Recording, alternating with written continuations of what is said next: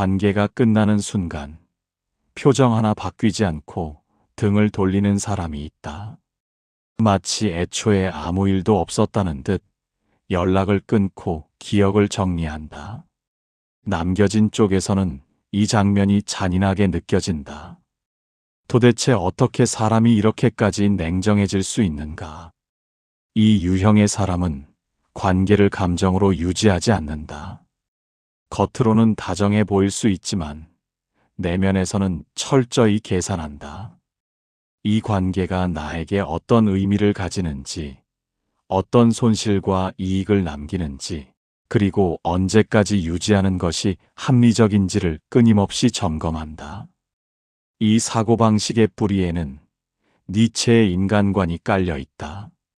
인간은 서로를 위로하기 위해 만나는 존재가 아니라 자기 삶의 힘을 유지하기 위해 관계를 선택하는 존재라는 관점이다.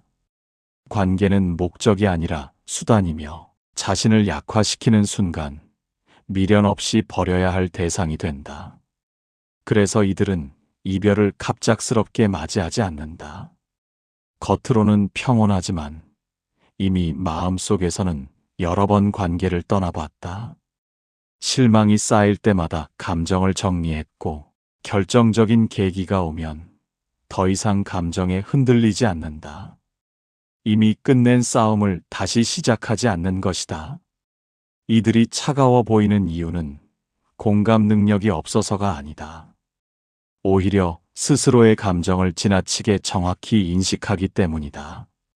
더 애써봤자 나만 무너진다는 판단이 서는 순간 이들은 관계보다 자기 자신을 선택한다. 그래서 관계가 끝난 직후 상대는 무너지고 이들은 멀쩡해 보인다. 그러나 그 평온은 하루아침에 만들어진 것이 아니다. 오랜 관찰과 누적된 판단 끝에 도달한 결과다. 이런 사람을 이해하지 못하면 이별은 항상 배신처럼 느껴질 수밖에 없다. 관계가 무너질 때 가장 충격적인 유형은 불만을 거의 말하지 않던 사람이다. 싸운 기억도 없고 큰 갈등도 없었다고 느끼는데 어느 날 갑자기 관계를 정리해버린다. 이들은 감정을 표현하지 않는 사람이 아니라 감정을 밖으로 흘려보내지 않는 사람이다. 서운함이 생겨도 말하지 않고 불편함이 쌓여도 설명하지 않는다. 대신 내부에서 조용히 계산한다. 이 관계가 앞으로도 유지될 가치가 있는지 아니면 여기까지가 최선이었는지를. 이 사고방식은 쇼펜하우어의 인간 이해와 닮아 있다. 인간은 본질적으로 서로를 실망시키는 존재이며 관계에서 고통을 줄이는 유일한 방법은 기대와 감정의 노출을 최소화하는 것이라는 관점이다. 그래서 이들은 처음부터 깊은 기대를 걸지 않는다. 기대하지 않기에 다툴 필요도 없고 다투지 않기에 관계는 평온해 보인다. 문제는 그 평온이 오해를 만든다는 점이다. 상대는 아직 괜찮다고 착각한다. 하지만 이들은 이미 마음속에서 관계를 평가하고 점수를 매기고 마지막까지 갈 이유가 있는지를 판단 중이다. 그리고 임계점을 넘는 순간 이별은 감정 폭발이 아니라 행정 처리처럼 진행된다. 설명도 변명도 감정 소모도 없다.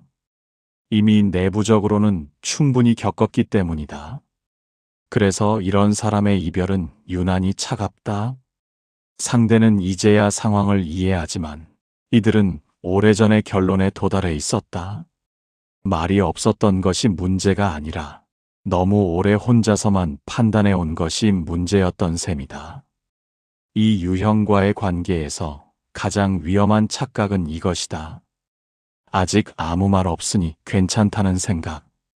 침묵은 안정이 아니라 준비일 수 있다. 관계가 끝난 뒤 어떤 사람은 오래 무너지고 어떤 사람은 놀라울 만큼 멀쩡하다. 냉정하게 등을 돌린 사람일수록 죄책감이나 미련을 거의 드러내지 않는다. 이 태도는 비정함이 아니라 사고 구조의 차이다. 이 유형의 사람은 관계에서 자신이 감당해야 할 책임의 범위를 명확히 나눈다.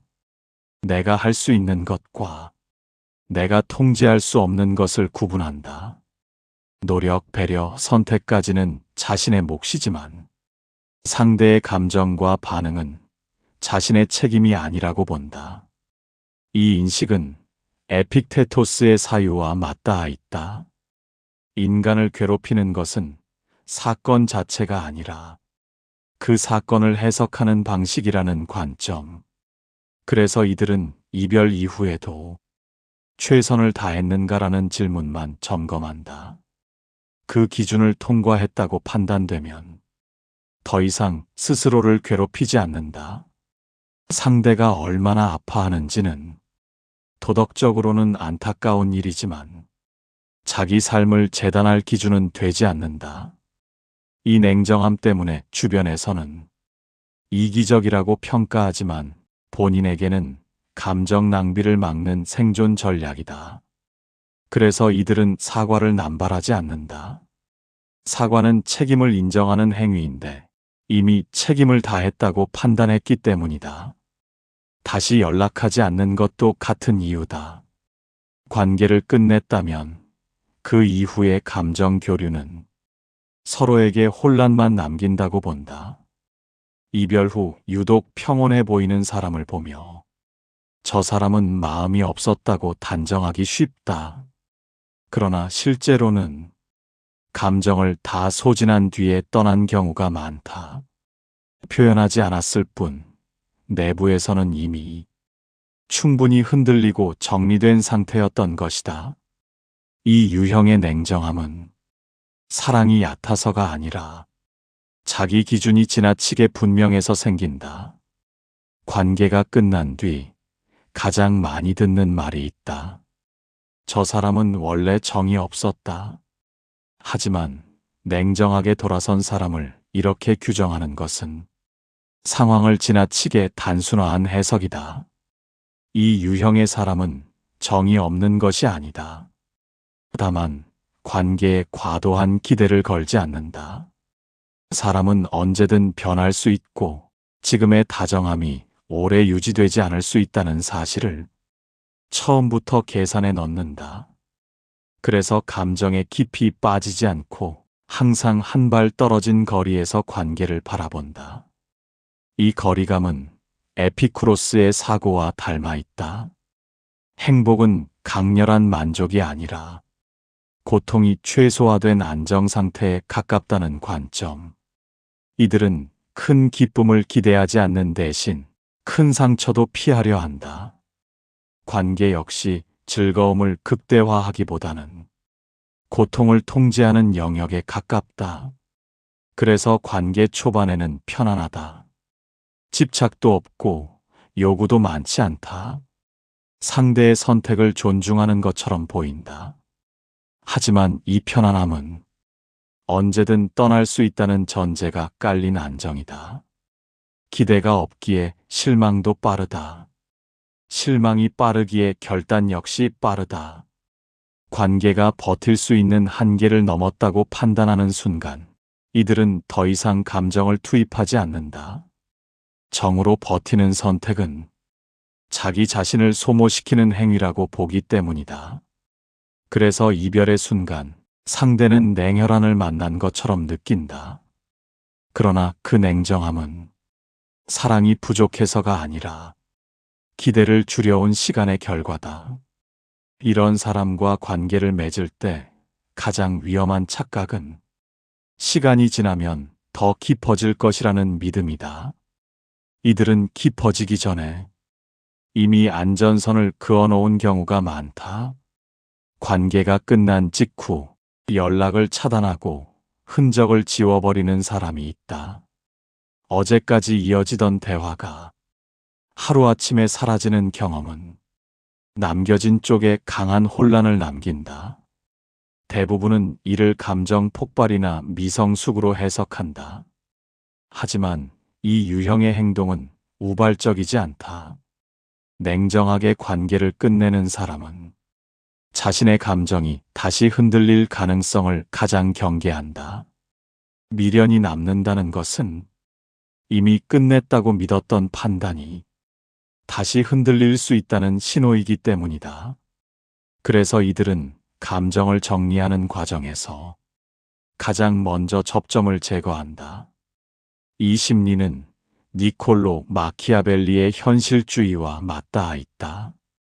인간은 선의만으로 자신을 지킬 수 없으며 상황에 따라 단호한 결단이 필요하다는 인식이다. 관계를 계속 바라보게 만드는 모든 요소는 자기 판단을 약화시키는 변수로 간주된다. 차단과 침묵은 복수가 아니다. 상대를 벌주기 위한 행위도 아니다. 오히려 자신을 보호하기 위한 가장 효율적인 심리적 방역에 가깝다. 다시 연락을 받는 순간 이별 이전의 감정 구조가 재가동될 수 있음을 이들은 잘 알고 있다. 그래서 설명도 남기지 않는다. 설명은 대화를 열고 대화는 감정을 다시 끌어올린다. 이미 끝난 관계에서 다시 감정을 소모할 이유가 없다고 판단한다. 이 유형의 차단이 유독 잔인하게 느껴지는 이유는 이별 이후에도 관계가 이어질 것이라는 암묵적인 기대를 깨뜨리기 때문이다. 그러나 이들에게 관계는 끝났다면 완전히 끝나야 하는 것이다. 갑작스러운 침묵은 미성숙이 아니라 자기 통제를 유지하기 위한 선택이다. 그 선택이 타인에게는 잔혹하게 느껴질 뿐이다. 냉정하게 관계를 끝내는 사람의 가장 큰 특징은 이별을 갑작스럽게 맞이하지 않는다는 점이다. 상대에게는 예고 없는 단절처럼 보이지만 이들의 내부에서는 이미 여러 차례 이별이 반복됐다. 관계가 유지되는 동안에도 이들은 주기적으로 스스로에게 질문한다. 이 사람이 사라져도 나는 괜찮은가? 이 관계가 내 삶의 균형을 무너뜨리고 있지는 않은가? 이 질문에 대한 답이 조금씩 바뀌는 순간 감정은 서서히 철수하기 시작한다. 이 사고방식은 르네 데카르트의 이성 중심적 인간 이해와 닮아 있다. 감정은 신뢰할 수 없는 것이며 확실한 판단은 오직 반복된 사유를 통해 만들어진다는 관점이다. 그래서 이들은 감정이 최고조에 있을 때 결정을 내리지 않는다. 오히려 감정이 식을 때까지 기다리며 이별 이후의 자신을 차분히 상상한다. 이미 마음속에서는 연락이 끊긴 하루, 혼자 맞는 주말, 주변 사람들의 반응까지 모두 시뮬레이션이 끝난 상태다. 그래서 실제 이별은 감정의 문제가 아니라 실행의 문제에 가깝다. 이별을 연습한 사람은 흔들리지 않는다. 후회가 없어서가 아니라 후회를 감당할 준비까지 끝났기 때문이다. 반대로 준비 없이 이별을 맞이한 쪽만이 감정에 휘청인다. 이 유형에게 이별은 상처가 아니라 이미 계산이 끝난 선택지 중 하나다. 그래서 그들의 뒷모습은 유난히 차갑고 단정하다. 냉정하게 관계를 끝낸 사람에게 가장 기대하기 어려운 것은 재회다. 시간이 지나 감정이 누그러져도 이들은 다시 돌아오는 선택을 거의 하지 않는다. 그 이유는 사랑의 부족이 아니라 자기 판단에 대한 태도에서 나온다. 이 유형의 사람은 결정을 감정이 아닌 판단의 문제로 여긴다. 관계를 끝냈다는 것은 이 관계는 더 이상 유지할 가치가 없다는 결론에 도달했다는 뜻이다. 그리고 그 결론은 충분한 관찰과 고민 끝에 만들어졌다고 믿는다. 이 태도는 이마누엘 칸트의 도덕적 자율성과 닮아 있다. 스스로 세운 기준에 따라 행동하고 그 선택에 책임지는 것이 성숙한 인간의 조건이라는 관점이다. 그래서 이들은 과거의 선택을 쉽게 번복하지 않는다. 번복은 감정에 굴복했다는 증거처럼 느껴지기 때문이다. 재회 제한은 이들에게 사랑의 증명이 아니라 시험에 가깝다. 지금의 흔들림이 당시의 판단을 무너뜨릴 만큼 타당한가를 차갑게 따져본다. 대부분의 경우 답은 이미 정해져 있다. 그래서 연락이 와도 대화를 짧게 끊거나 형식적인 예의만 남긴다. 관계를 다시 여는 순간 자기 신뢰에 금이 갈 수 있다는 것을 이들은 잘 알고 있다. 한 번 돌아선 사람이 돌아오지 않는 이유는 단순하다. 그 선택이 틀렸다는 가능성을 자기 자신에게 허용하지 않기 때문이다. 이들에게 중요한 것은 관계의 온도가 아니라 자기 판단의 일관성이다. 관계가 끝나려는 순간 대부분의 사람은 본능적으로 붙잡으려 한다. 설명하려 하고 설득하려 하고 감정을 쏟아내며 마지막 기회를 요구한다. 그러나 냉정하게 등을 돌리는 사람에게 이 모든 행동은 관계 회복이 아니라 종교를 확정짓는 계기가 된다. 이 유형의 사람은 이별 직전 이미 한 가지 결론에 도달해 있다. 이 관계는 더 이상 나를 성장시키지 않는다. 이 판단이 내려지는 순간 관계는 감정의 영역을 벗어나 정리 대상이 된다. 이 시점에서 감정 호소는 상황을 바꾸지 못한다. 이 사고 구조는 막스 베버의 합리성 개념과 닮아 있다. 인간은 감정이 아니라 자신이 세운 기준과 질서에 따라 행동할 때 가장 일관된 존재가 된다는 관점이다. 그래서 이들은 얼마나 사랑했는가 보다 이 선택이 내 기준에 부합하는가를 본다. 붙잡히는 순간 이들은 오히려 확신을 얻는다. 아, 내가 떠나지 않으면 이 관계는 계속 감정에 의존하겠구나. 설명과 눈물은 상대에게는 마지막 희망이지만 이들에게는 떠나야 할 이유를 강화하는 증거다. 특히 반복되는 약속과 다짐은 이 유형에게 거의 의미가 없다. 약속은 감정이 안정될 때만 유지되고 상황이 반복되면 다시 무너진다고 믿기 때문이다. 그래서 다시는 안 그럴게라는 말은 미래의 문제를 해결하지 못한다. 이들이 가장 부담스러워하는 것은 상대의 슬픔이 아니다. 자기 판단이 흐려질 가능성이다. 그래서 감정이 커질수록 대화를 줄이고 거리를 벌리고 결국 완전한 단절을 선택한다. 이 과정에서 남겨진 사람은 이렇게 느낀다. 왜 아무 말도 통하지 않았는지, 왜 감정이 오히려 독이 되었는지. 하지만 이 관계는 이미 감정으로 살릴 수 있는 단계를 지나 있었다. 냉정한 사람을 붙잡으려 할수록 관계는 더 빨리 끝난다. 이것은 잔인한 진실이지만 이 유형의 인간에게는 예외가 거의 없다.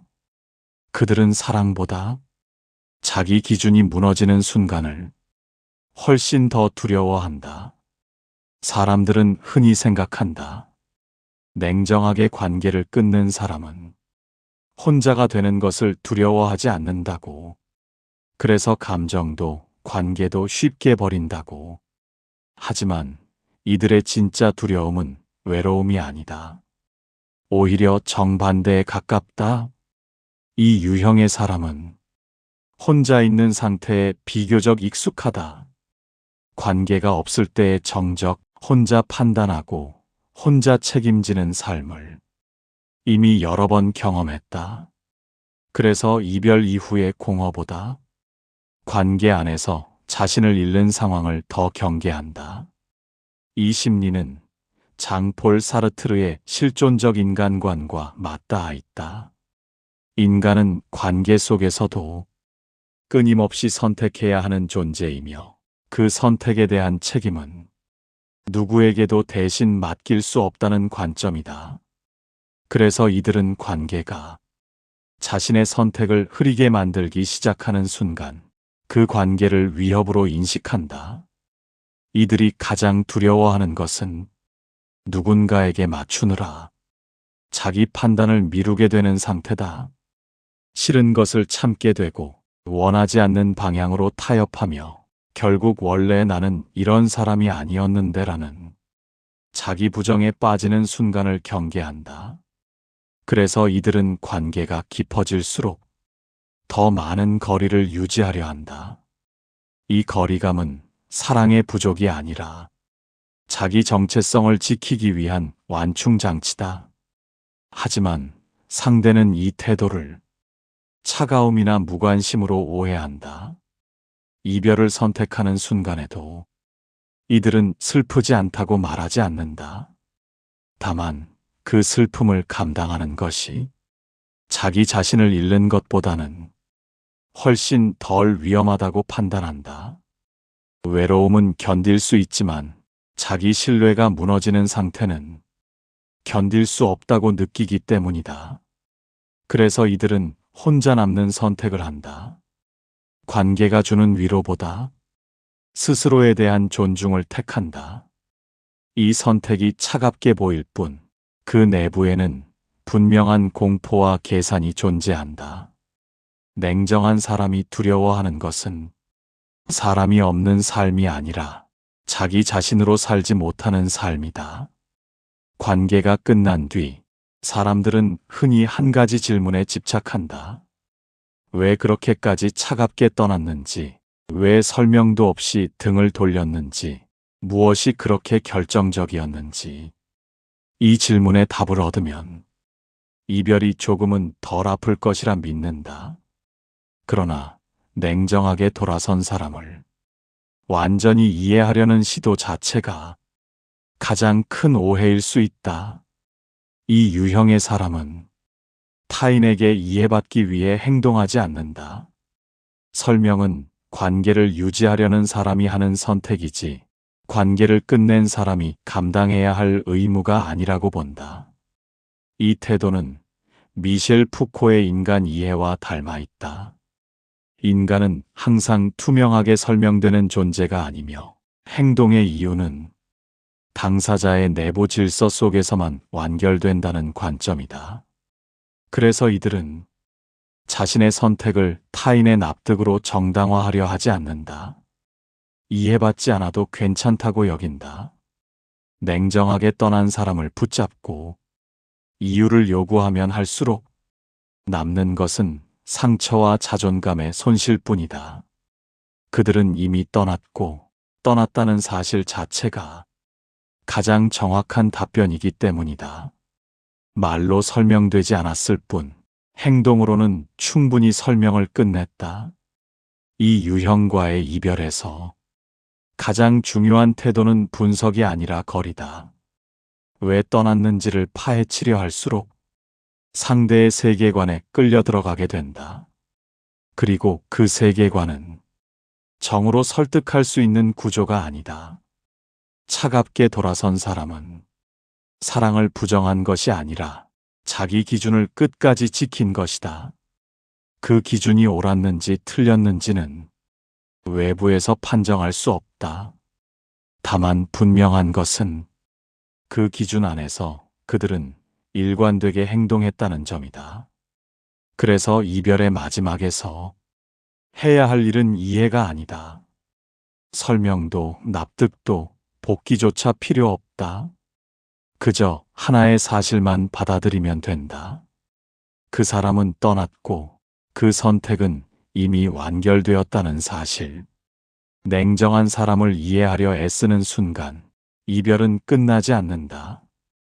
이해를 포기하는 순간에야 관계는 비로소 완전히 끝난다. 이 글이 누군가를 악으로 만들기 위한 이야기는 아니다. 다만 관계가 끝났을 때 왜 어떤 사람은 그렇게까지 차가워질 수 있었는지를 조금 더 정확히 바라보기 위한 시도였다. 이해되지 않는 태도에는 대개 감정이 아니라 세계관이 있다. 그 사실을 알면 이별은 배신이 아니라 구조의 문제로 보이기 시작한다. 이 이야기가 관계를 돌아보는 데 도움이 되었다면 구독과 좋아요로 표시해도 좋다. 각자의 경험이나 생각이 있다면 댓글로 남겨도 된다.